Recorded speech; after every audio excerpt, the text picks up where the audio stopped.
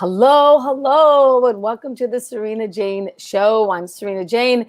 I love doing these Facebook Lives, these YouTube Lives, just these live chats with so many inspiring people that I meet constantly. And I've met a lot of people in the last 28 years that I've been teaching fitness and have become a speaker and bringing Masala Bhangra to the forefront of the fitness world. And so it is just an honor to meet real people with real lives who are making a difference. And today my guest is someone very special.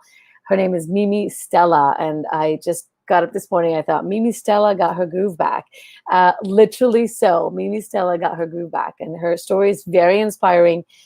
She's a Masala Bhangra instructor. And I just can't wait for you to meet her. But my goal for you is to be here with us today and listen to her story and know that no matter what happens in life, there is a way. When there's a will, there's a way. Post her hip surgery, I saw her go through everything, and it's just so awesome to see her come back and full force. And Mimi Stella got her groove back. Check it out. I'm going to bring Mimi in right now. Hi, Mimi. Hi, Sarina. How are ya? I'm good. Can you hear me okay? Yeah. Okay, awesome. Listen, thanks so much for taking the time out of your day to chat with me and to share your story with everyone out there. I'm really excited for people to hear your story. And if there's something, that they haven't heard yet, I just can't wait for you to share.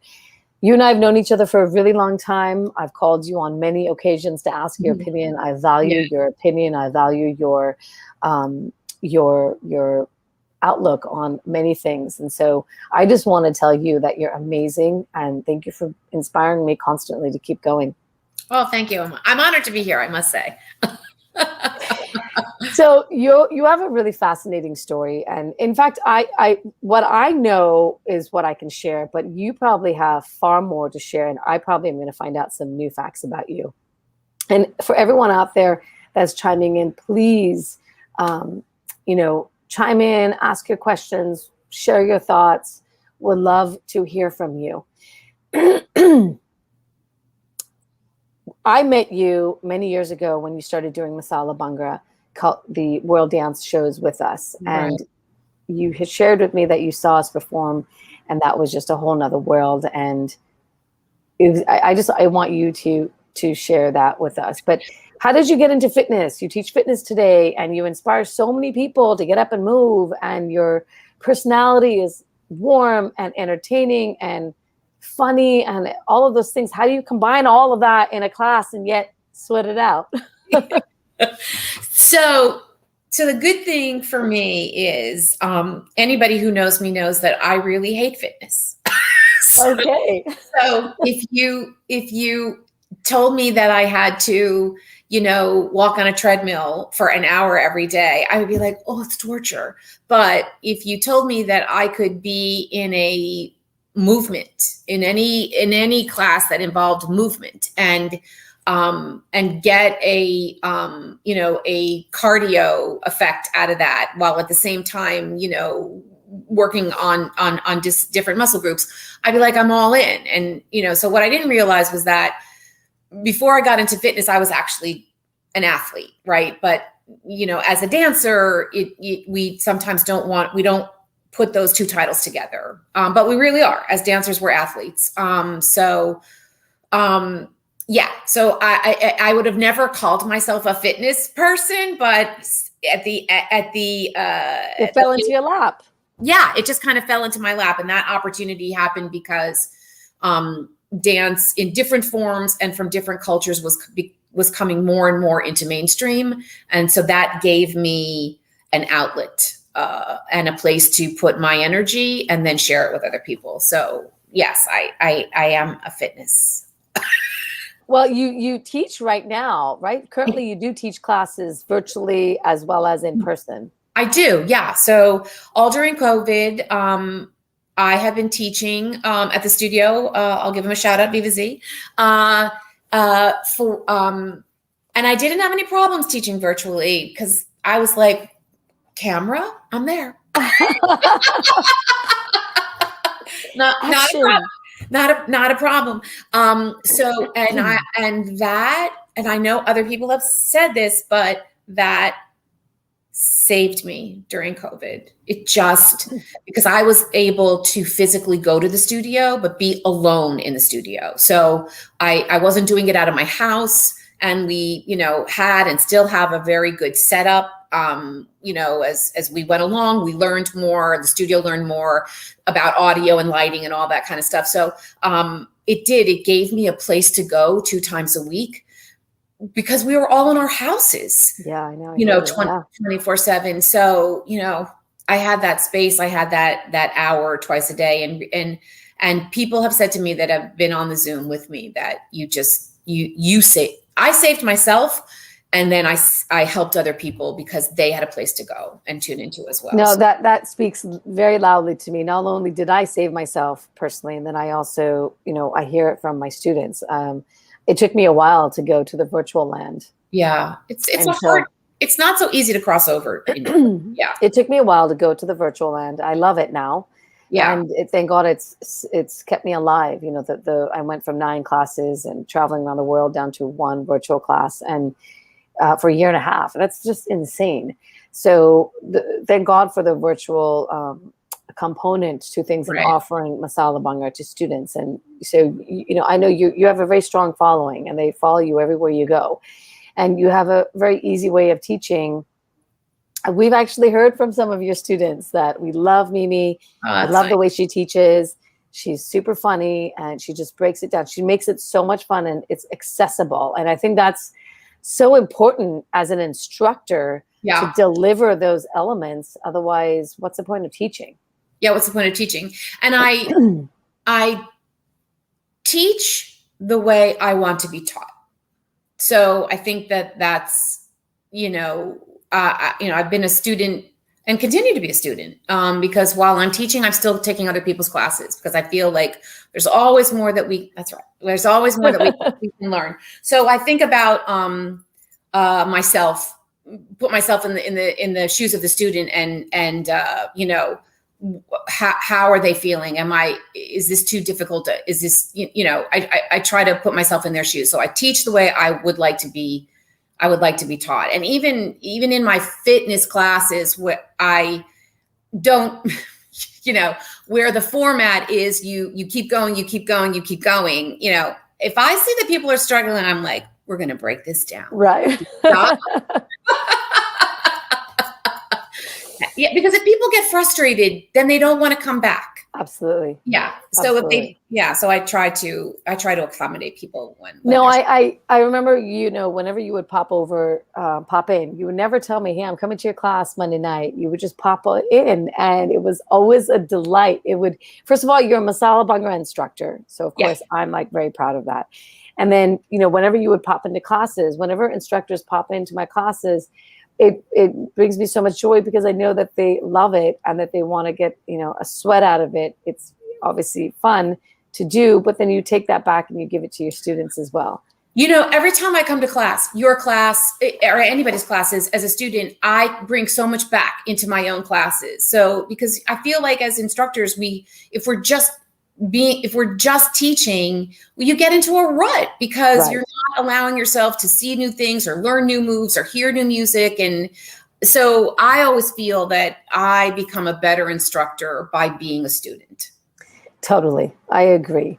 So right now we are currently in rehearsals for the Masala Bhangra performance team, and you're part of that performance team. You've actually been part of our performance team for many years now. Yeah. So guys, if you are out there and listening, check out some of our videos on YouTube. You'll see Mimi dancing up a storm with 40 to 50 to 60 other mates, that we all, I bring people together, real people with real lives, adults who I think want to have dance in their life, and they need an avenue. And so it's been such a joy to obviously have you part of these shows. What made you want to do that show with us? What made you want to start doing Masala Bhangra? So, you say we met many years ago, but we really did meet many, many years ago, as I've told you, because I'll say that for part of the story. So really, I went to see a show, the world show, whatever it's called, at Ailey, because a friend of mine was doing the African performance, and went with my husband, and I went to see her, and there was, so as part of the performance, this Masala Bhangra group came on, and I was like, hello. hello. Yeah. Energy, right up your alley with all that energy. Because you have a lot of energy. Yeah. Just like the whole performance and the movement. And they were perfect and rehearsed, and the music. And I was getting my phone out and Shazamming the songs because I wanted to steal them for my own class. And I was so invigorating it. And my husband was like, we were like, I was hooting and hollering. And then at the end, you come out and you do your little, minute at the end. And I was like, I know that woman. I had no connection, or so I thought, to Masala Bhangra prior to that show. And that was like maybe 5 or 6 years ago. And I was like, I know that woman. And then I'm like, oh my God, she's that woman from Fit TV. Right. And I used to, and I saved it for you, Sarina. I still have the VHS tape where I taped all of your classes off of Fit TV. And I would do the classes: right heel, left heel, right heel, left. So I still say right heel, left heel. Right heel, left heel. I say it in my classes too. So I actually knew you, without knowing you. So that was my first exposure. And I walked out of that show. I was already teaching other dance fitness formats at the time. And I said, oh, I want to teach. I can teach this. I can teach this. It was because amazing. I had spent 20 years before that studying and then teaching West African dance. So,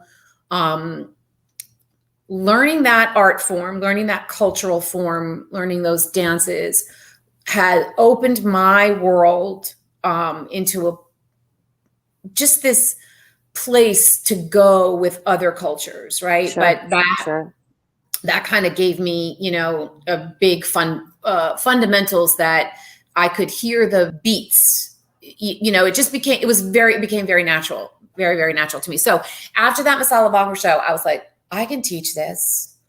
And I didn't even take your class or anything. I just signed up to become wow. I was like, I'm going to do this. And yeah, I signed up, or maybe I waited or maybe a little bit, but I never physically took a class initially. I just said, I'm going to do this and signed up. Yeah. So, let's fast forward now. So ever since you've become a Masala Bhangra instructor, you obviously have represented the Indian culture in quite a few of the Diwali shows and holy shows and whatever Indian community has called, you in New Jersey. I think that's, and then you had so many Indian students coming to your classes. How do you feel about all that? It was amazing to me. And that so first of all, I feel that the program, because it's not like every other program that is, which is a good program, but, things are very mainstream now. And people would see Masala Bhangra and they'd be like, what's that? So I was able to bring this newness into the area of New Jersey where I was teaching. I knew people were very familiar with it in the city. So I ended up with a class that was full of Indian students or students of Indian descent, right? So I am very respectful of what I'm teaching, right? So whether it be African or whether it be Latin or whether it be Indian, I then try to learn more about the culture. And I try to convey that to my students. And then I try to be really good at what I do. So, then they could say to me, oh, you're very good. Very good. You're very good. So, and I would get my, I could move my head. So we had to respect there. And then they would indoctrinate me. They'd say, can we have a special class for Holi, or can we have a special class? So they would want to do that. And then I would learn about it. I didn't know anything about Holi prior to Masala Bhangra. I didn't know anything about Indian culture. Right. So my students then helped me learn more and more about the culture. So I think that's awesome, Mimi. I think that makes me feel great knowing that you've come and learned just the little nuances of the culture through this program, Absolutely. Yeah. and to be able to teach it, and then for them to appreciate it. I think that's amazing. I know that you've inspired many people to get up and move. You love moving, you love dancing. And so I remember when you called me to tell me, look, I got some unfortunate news for you, and I am going to have to take a step back. And I just thought, oh my God, what happened? So yeah, so there I was minding my own business, pounding my joints for 50 plus years, and started to have a lot of pain in my hip. And I had sciatica. I knew I had sciatica. I had for a long time. And it was just, there was at some point where I remember exactly where I was saying to my husband, I think there's something else wrong here. Like, this is not sciatica. This is more like, it feels like it's way deep inside my body, where if you've ever had sciatica, and I hope you've never had, but it's more, you can feel it sort of on the outside parts of your leg or your wherever. So I thought, and it was getting worse and worse and worse. And I was doing everything I possibly could to, I was going to a massage therapist, and she would I thought it was my IT band, like anything that I could think of. It must be this, it must be that. And finally, I was like, I'm just going to go to an orthopedic. I'm sure I just need like a cortisone shot or something and a little PT. I'll be fine. And right.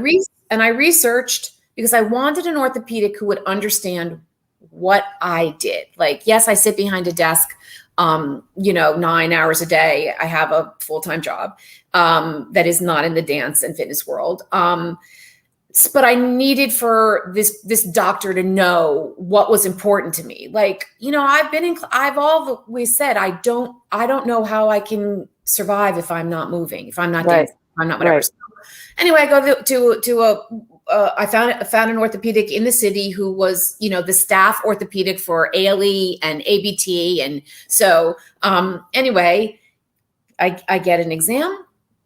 It takes all of, 3 minutes, literally. He, did this, did that, poked me in my hip. I jumped up off the table, and he said, get dressed, meet me in my office. I sat down, and he said, I could say a lot of things to you, but I'm just going to tell you, you need a total hip replacement. Wow. Wow. Let's just. Yeah. So you're a dancer. I'm a dancer. I don't make a living from dance, but it is my life, if that means anything. And it does. Yeah. So it is my sanity. It is my meditation. It is, so, and I'm like, I think I was just in total shock. And he said, there's other things you can try. You can do this, you can do that. But I'm telling you, you're going to need a total hip replacement. And I was like, okay. Like, and what does that mean, Mimi? Like, what do you mean a hip replacement? Do they so find another hip and put it into, like, what does that mean? Yes, basically. Wow. So, and I just envisioned at that moment, like, my grandmother had a hip replacement, and she was like out of commission for months and months and months. And she had this huge scar from from her waist all the way down her hip, down her leg. And anyway, I just kind of went on autopilot at that moment. I walked out. He's like, here's the surgeon. I'm like, okay. I booked the appointment. And then I walked outside. I was on Park and 85th, called Raphael, my husband Raphael, and literally bawled my eyes out, just sobbing, uncontrollable sobbing. Oh my God, I need a hip replacement. It is not what a dancer ever, you just don't, you don't want to hear it. No. So, plus I had all this stuff going on, like a Masala Bhangra show. Right. Wait, I'm not quite sure what I'm going to fit this in. And then it was funny, though, just like a little sidebar. So I could see, I sought this doctor out, and he is an excellent, excellent doctor, because I wanted him to understand about my dancing. Right. And I saw my little chart, and he checked off recreational dancer. And I was like, I don't think so. There is nothing recreational going on. This is my life. I teach it. Yeah. So anyway, fast forward, I did try a couple of other things.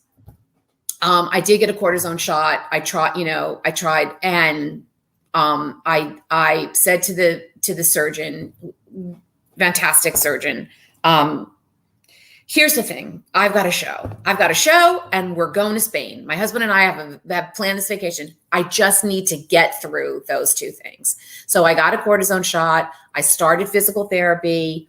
I would come to rehearsals all taped up, like using that kinesis tape, I think it's called. Mm-hmm. Learned how to tape myself, all taped up. And I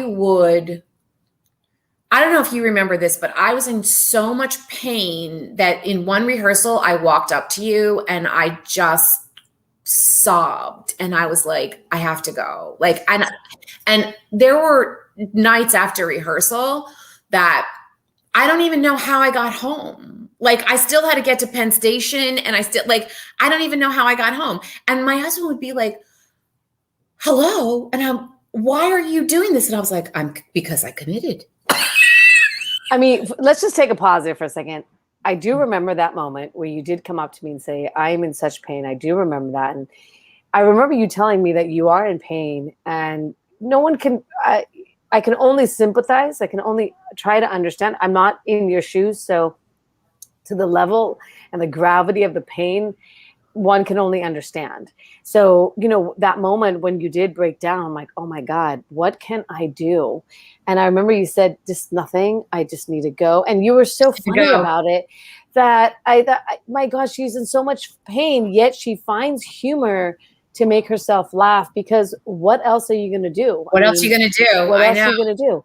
What else are you going to do? I believe you did finish the show. I did. So I did the show. I, all taped up with my cortisone shots, and I did the show, and we went to Spain, and I'm thinking, all right, I got this. And then the pain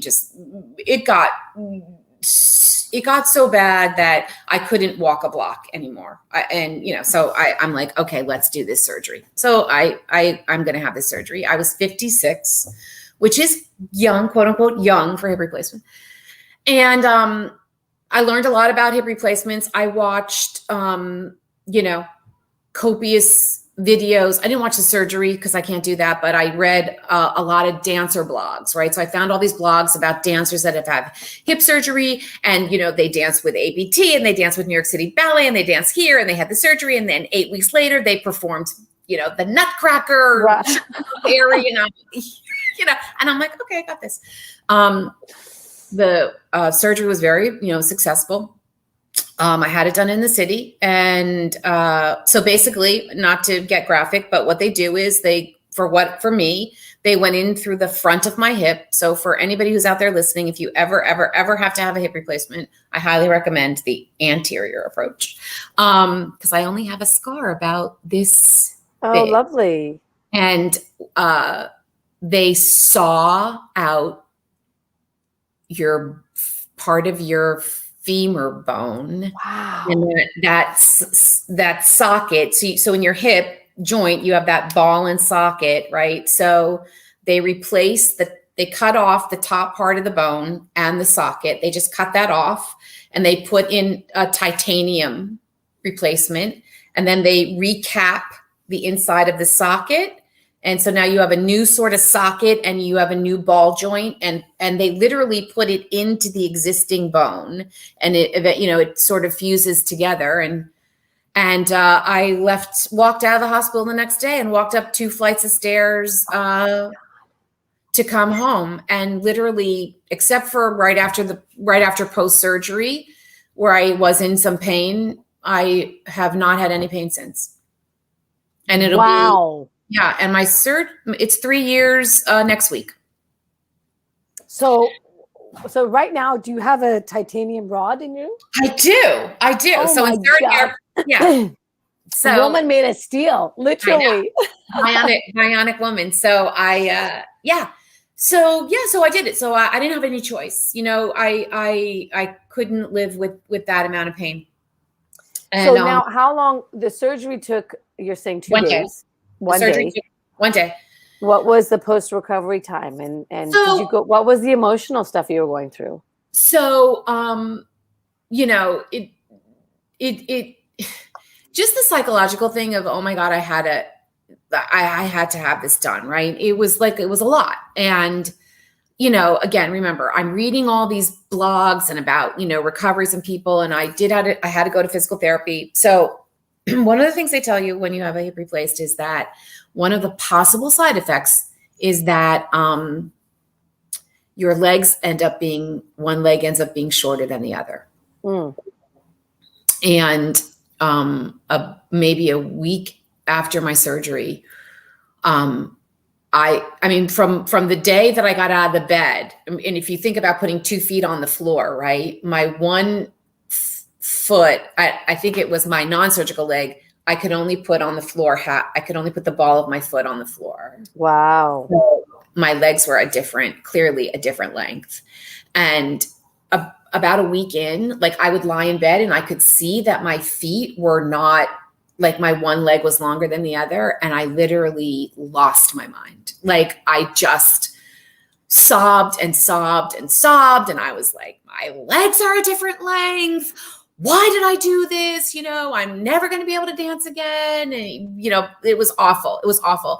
And, you know, I went to my first visit and I was like, my legs are a different length. And he's like, they're not. And I'm like, they are.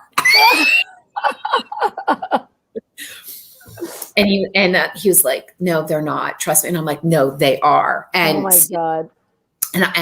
And you know, I was flipping out. And then he showed me on the x-ray where they weren't, blah, blah, blah. Long story short, they came, you know, it's a lot of swelling and a lot of pulling, and my legs are not a different length. They eventually came back, right? To Earth. They eventually landed back on Earth. They eventually came back to Earth. But, you know, that was like a big thing, right? So anyway, I started physical therapy, and I did, you know, it's, you know, I had done a lot of damage to the muscle prior to the surgery, you know, to my quad muscle, because there was so much stress on the leg. So went to physical therapy, got to a point at physical therapy where I said to the guy, hello, I need to move my hips. Like, this is great that we're doing this and doing that, but I need more time moving my hips. They didn't really quite get it. You know what I mean? Like, so I went to Gyrotonic. Okay. The studio that I dance at is a full Gyrotonic studio, and it helped me tremendously. So, you know, I highly recommend it because if you know anything about Gyrotonic, the motion, it's the circular motion. So that I did Gyrotonic as the end of my. So 8 weeks, doctor says I can come back to dancing. Right, 8 weeks. Was it 8 weeks? Yeah, I waited. I didn't do anything until I did a lot of walking. Walking is very good for that kind of surgery. So, you know, anyway, I went back to class, to a movement class that I take. And it was the right place for me to be. I had been there for 15 years. They knew me very well. They were very supportive. And in my surgery and in coming back, and I kind of just put myself in the back of the room, and I did whatever I could do, but I couldn't dance the Nutcracker. Well, and you put these expectations on yourself. You're like, sure. You know what I mean? And so it was hard. Like it was. I could feel, the leg would get, not that it's sore, but I just knew that there was like I knew in my mind that there was this rod in my leg. So back to that, you have this titanium rod that's in your leg, but yet do you still get sore? Do you still get exhausted? Do you still feel obviously you don't feel the pain anymore, right? No pain. It's all I care about is no pain. And anybody who's ever had to have a hip replacement will tell you just not to have that pain is right. Just, yeah. So the long-term effect for me is just that my hip doesn't like humidity. My new hip doesn't like humidity. And I can feel it swelling a little bit from the inside out. bizarre and it's hard to explain. Mm-hmm. And, but like, I can't feel a rod or anything, you know what I mean?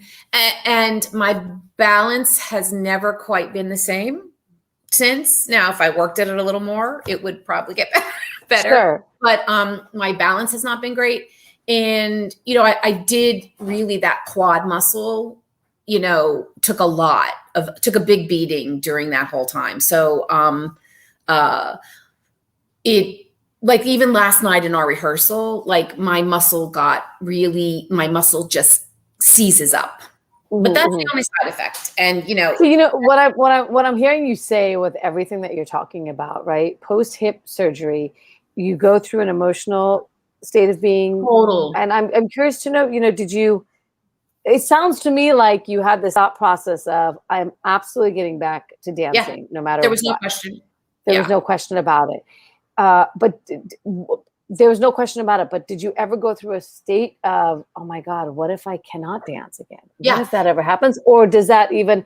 No. You know, sometimes it happened during my recovery because I really, you know, I didn't show up in class and, you know, 5, 6, 7, 8 and, you know, chasse across the room. That's not how it happened. And it was not fast, you know, being able to, you know, be full out and, you know, my leg was still very swollen. You know, like I remember sending my mom to Target to buy me bigger underwear because my leg was still so swollen.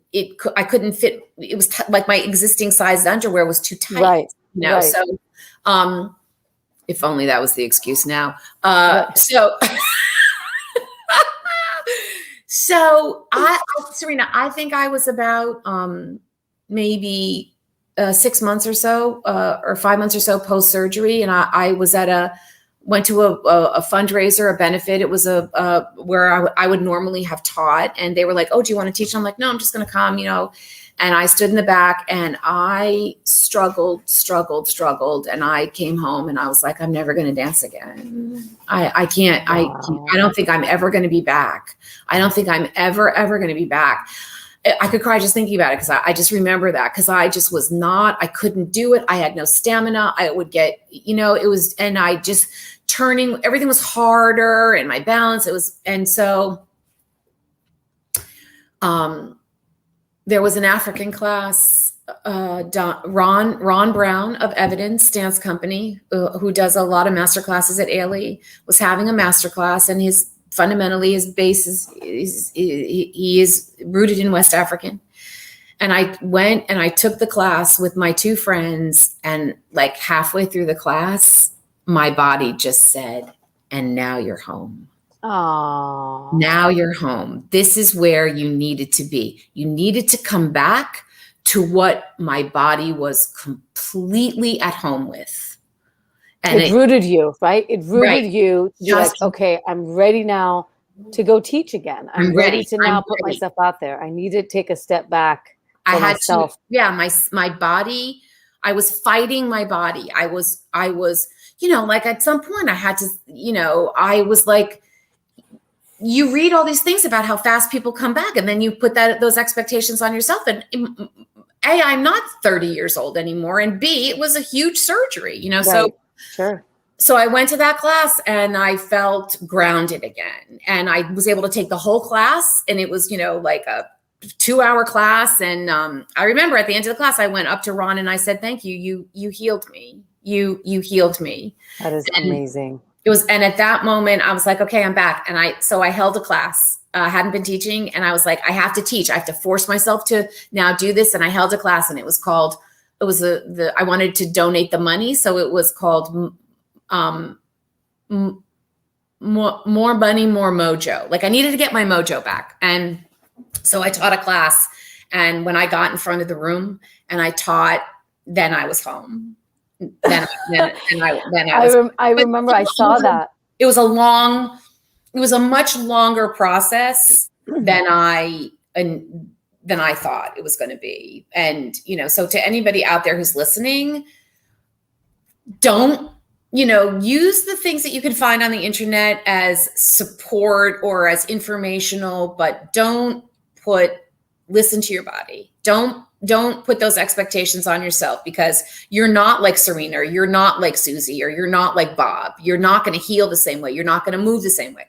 Listen to your body, and let your body will tell you. Your body will tell you when it's ready. And my body finally, after, it was a good 6 months. That's amazing. But think about the fact that I had those, a major bone cut out of my body and replaced, and I walked up 2 flights of stairs the next day. So science is amazing. Science is an amazing thing. To be able to, I mean, it sounds like, to be able to at least go through the surgery successfully, experience all of that science, no more pain anymore. And now it's just time to heal. So it sounded like you wanted to get right back after 8 weeks and just everything that you read, but it actually just took a lot longer for you, much longer. And that's okay, because when you did come back, I remember you had that class. I remember seeing a post about it, and I thought, oh my gosh, she's back at teaching. Back at that was just that in itself. If anyone knows you, and if anyone knows, the world that you might live in, whoever's out there, like, people know you so well that when you say I'm back at teaching, oh my God, she's healed, recovered, she's back. There's a lot of people that would have stayed in that rut of, I'm probably never going to teach again. I'm probably never going to dance again. I'm probably never going to move again. And that becomes a rut, right? So you have to get yourself out of that rut, and it's all mental. It's all to be able to say, it's all, no, what did you do in 6 months? When you, after that benefit you went to, came home, said, I'm probably never going to teach again, but then, took some time. Right? I just kept going, and I went, I kept going, and I went to the places that I was comfortable. And I love you too, Magali. I just had to dance. I had to. I couldn't be me. There's no other way. I couldn't be me without having that in my life. So I had to tell myself it was okay to not be 100%. And, Sarina, when I had my surgery, the night before, I said goodbye to my hip. Before they cut it out, I said to my hip, thank you. Thank you for 56 years. You did a great job. I beat the crap out of you. So, you held me up. You moved. I can shake my hips like nobody's business.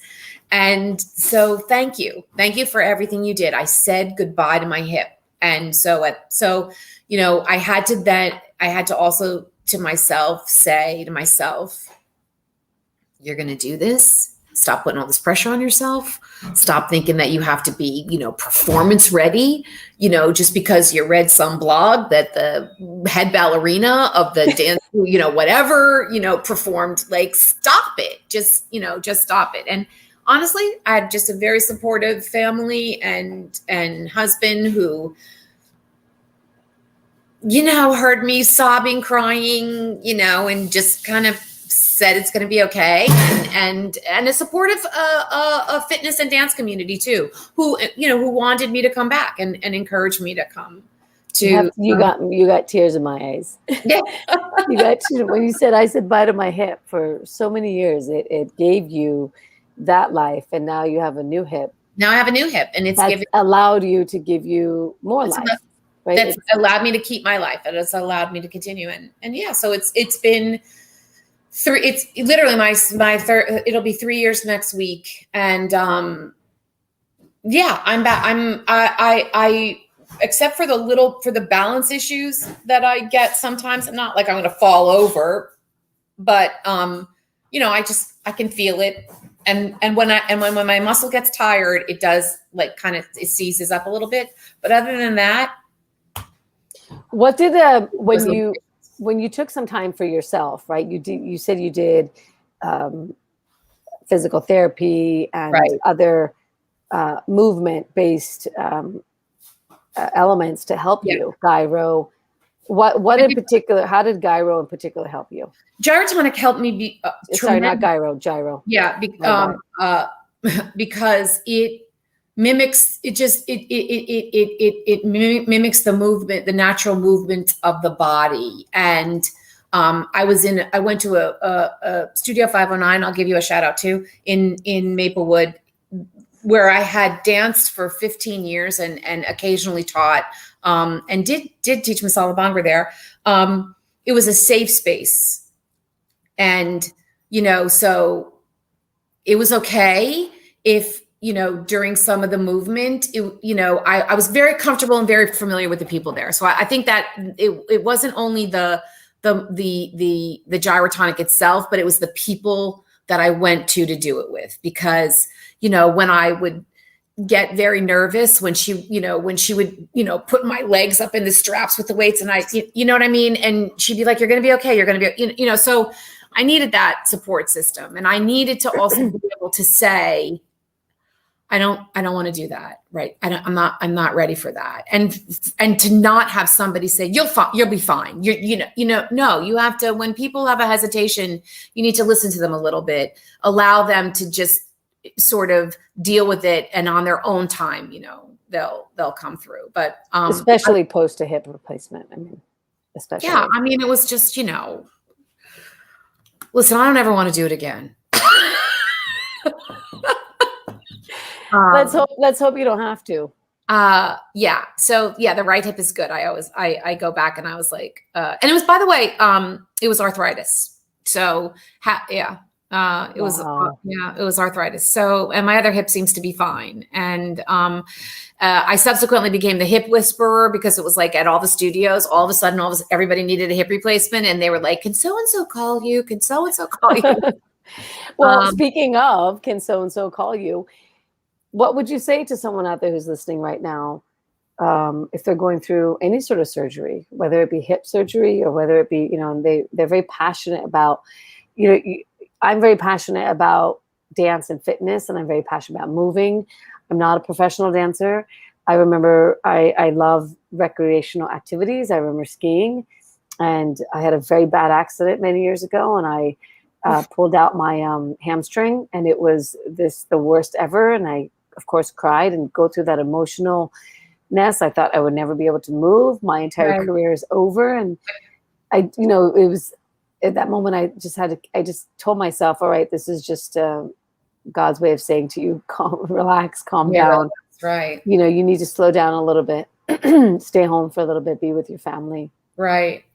And I recovered, thank God. And as soon as I was able to feel comfortable to get back out, I did. And I don't take it for granted that I'm able to, jump up and down. And that's why I exercise almost daily. There's days where I'm like, I don't feel like doing anything today, but movement to me is just so important.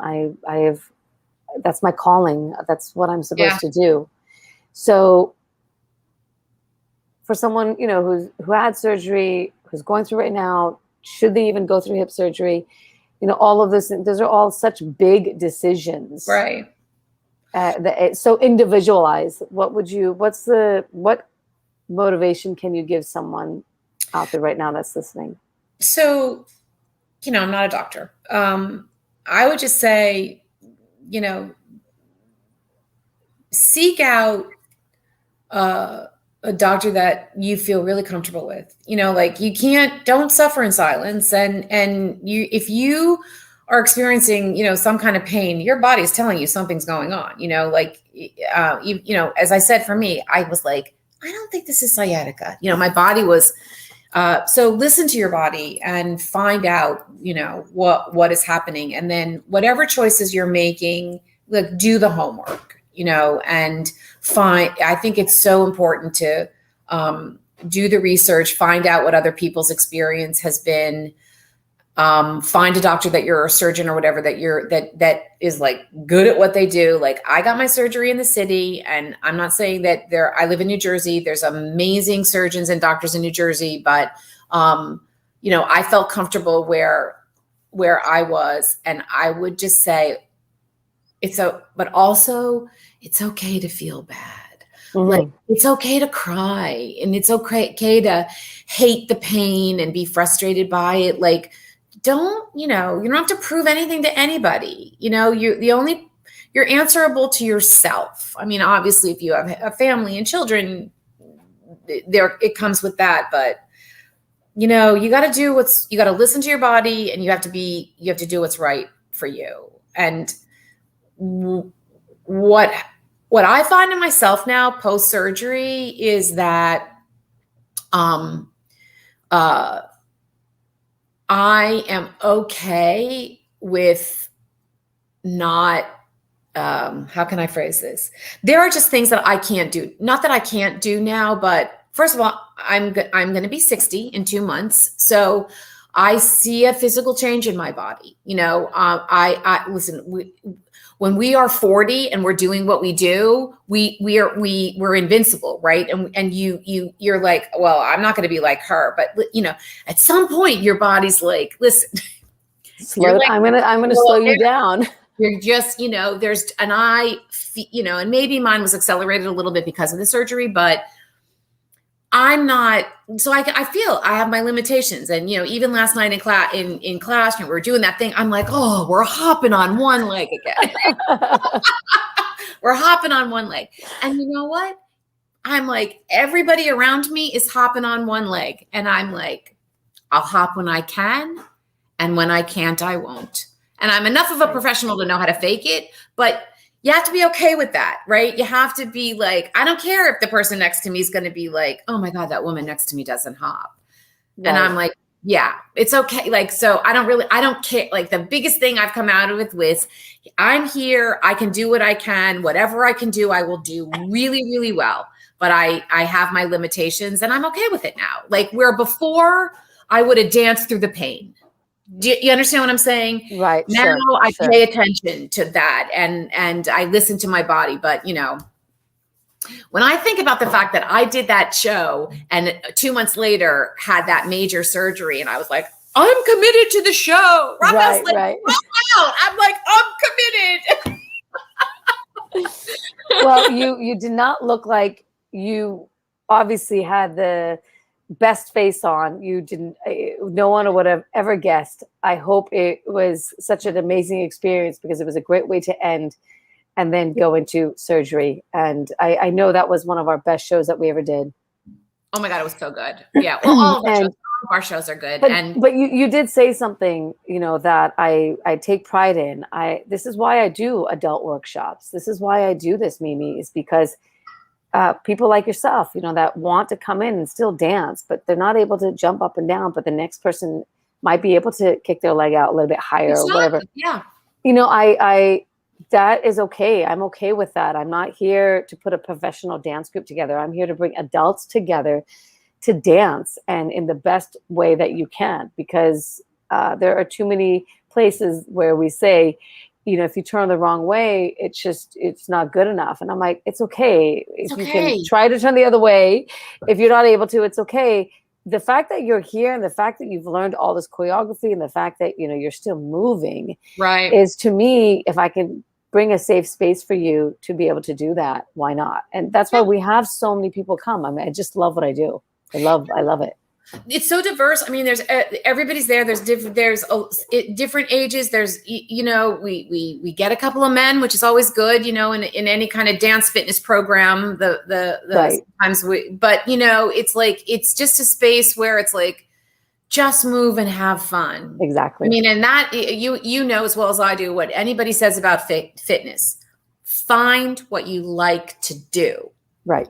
Right. Absolutely. And then you will do it. And so if you can come to a Masala Bhangra class, and you can come to the performance rehearsals, and you just are allowed to be yourself, and it's great. Right. Because it's just like, it's that place for an hour where you're in a safe space and you're able to move and sweat and have a good time, and make friends. Like, right. I have lifelong friends now in the people that I met at Masala Bhangra, That's amazing. So great.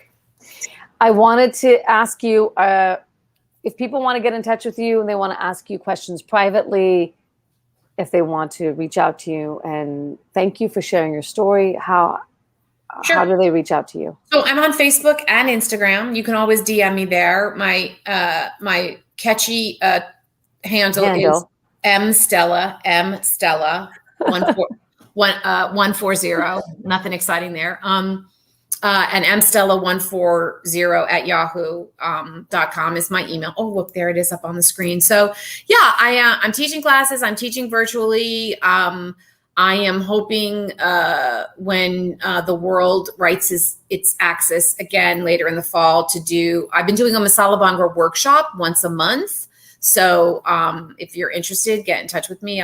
We're doing it on Zoom, so I can do that. Of course, it means I can't take Sarina's class, but I know, Sarina, I couldn't take her class because as soon as you started, I added worries. Of course. No, you have a whole community that follows you. Yes. And they love you. Yeah, they love you.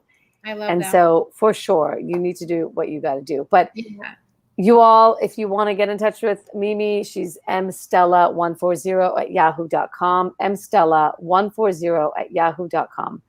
Mimi, it was such a pleasure to have you today on my Sarina Jain show. It is my show. It's who I get to talk to and share inspiring stories. I think post hip surgery, for you to get back up and start teaching again, after recovery, the fact that you are out there teaching again and doing events is super inspiring to me, to know that you can take a break and then always come back to what you love.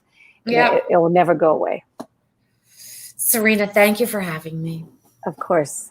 Thank you. You have a beautiful day. And guys, everyone out there who's been chiming in to listen and watch, thank you so much.